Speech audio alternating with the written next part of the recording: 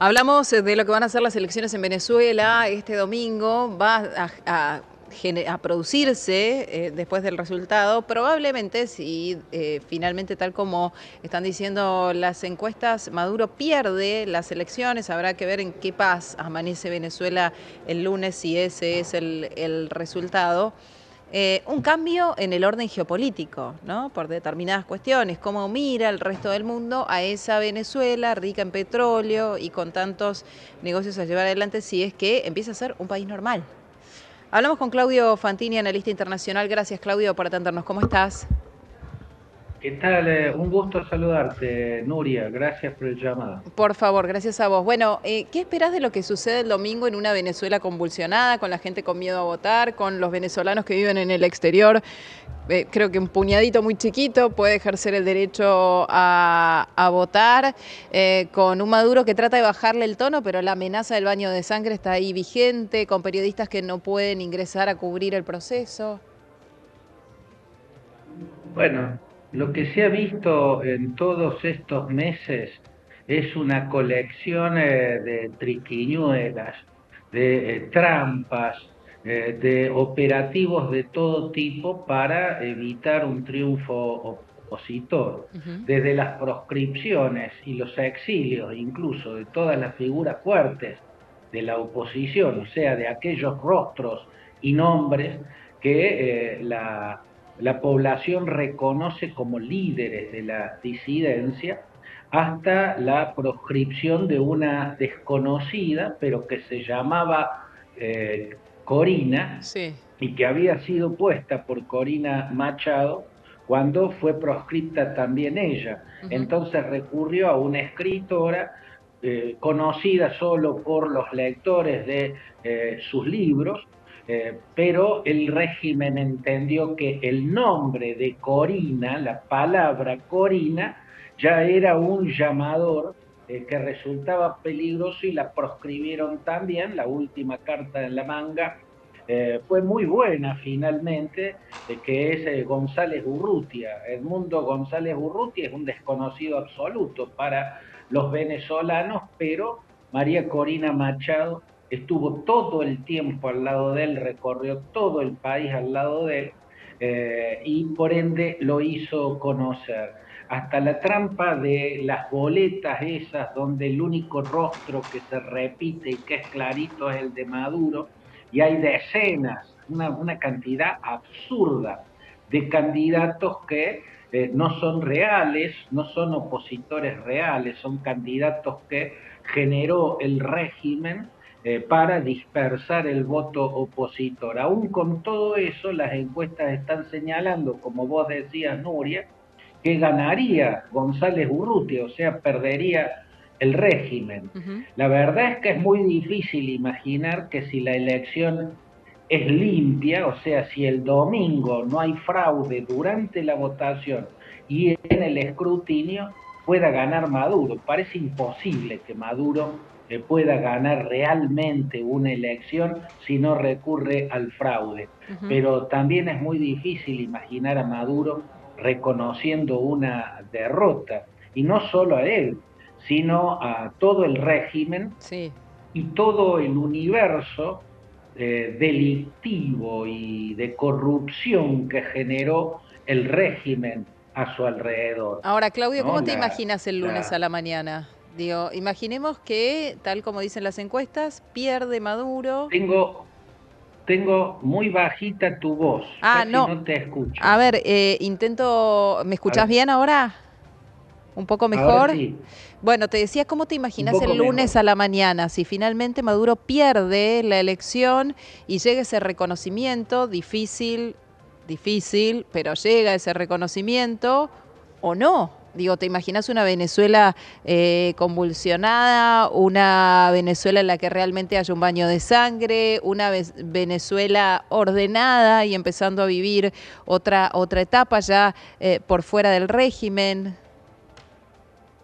Yo creo que la Venezuela ordenada, la Venezuela normal, solo es imaginable si en estos meses hubo una negociación entre el régimen y la oposición, que es más vale disidencia, y también otros factores internacionales, como Estados Unidos, particularmente, una negociación en la cual el régimen haya aceptado, a cambio de impunidad total y de la continuidad de ciertos poderes, por ejemplo, el manejo de las Fuerzas Armadas, eh, dar un paso al costado si ese es el veredicto de las urnas. Si eso ocurrió, no estuvo a la vista, esa negociación no estuvo a la Ujú. vista, pero no descarto que haya existido. Y en caso que haya existido, entonces es posible que el régimen acepte dar un paso al costado. Pero es difícil, Nuria, pensar que solamente Maduro tiene esa decisión. Acá hay un generalato y una alta oficialidad que forma parte de la nomenclatura privilegiada que ha generado el poder, viven con ingresos formidables, son una élite que vive alejada de la realidad de la sociedad. A eso hay que sumar las mafias que hacen explotación ilegal de la cuenca minera en el arco del Orinoco. Mm. A eso hay que sumar los vínculos internacionales oscuros, los negocios que conllevan, por ejemplo, con Rusia, por ejemplo, con la República Islámica de Irán, por ejemplo, con el gobierno de Turquía, que preside Recep Tayyip Erdogan, con el gobierno de China. Sí, Venezuela es el punto en el cual puede apoyarse Hezbollah sí. para cumplir los proyectos que Irán tiene para Latinoamérica. Es parte de la pieza geopolítica y geoestratégica de la que dispone la Rusia de Vladimir Putin Sí, por en eso yo decía el cambio de Sudamérica. escenario geopolítico es total, ¿no? Si también Es si Maduro total, y es además, total. pienso esta creo que es la primera vez que se escucha a todos los líderes, bueno, de Latinoamérica, todos, se han escuchado también la voz de Lula, que entiendo es importante, condenando allí el régimen y llamando cuanto más venezolanos vayan a votar, obviamente mejor. Pero yo digo, ¿cuántos países, además, si miran la relación intrapaíses, a algunos probablemente les convenga que Maduro siga económicamente? Totalmente, totalmente. Hay una trama inmensa de negocios. Pensemos, Nuria, que el régimen llevó el Estado a la bancarrota, hundió algo que es inundible porque flota en petróleo la economía venezolana. Ujú. Ninguna crisis petrolera hundió a Arabia Saudita, ni a Azerbaiyán, ni a Irak, ni a los Emiratos Árabes Unidos, ni a Kuwait. Los países que flotan en petróleo son inundibles, son Ujú. inundibles. Bueno, el chavismo residual tiene el triste récord de haber hundido una economía que flota en petróleo, en las reservas más grandes del mundo de petróleo, Ujú. ¿no? Y eso llevó a una pobreza generalizada, pero la sociedad es pobre, el Estado es pobre, el régimen es riquísimo, porque eh, tiene colmadas sus arcas clandestinas con el dinero que recibe de las mafias rusa, turca, Mm. China, que operan ilegalmente la explotación de la cuenca minera en el arco del Orinoco, o del arco del Orinoco, perdón, en la cuenca, en la cuenca donde está el coltán, el oro, hay minerales de todo tipo, es inmensa la cantidad de dinero que sale de ahí y que llega en sobornos a las arcas clandestinas del régimen.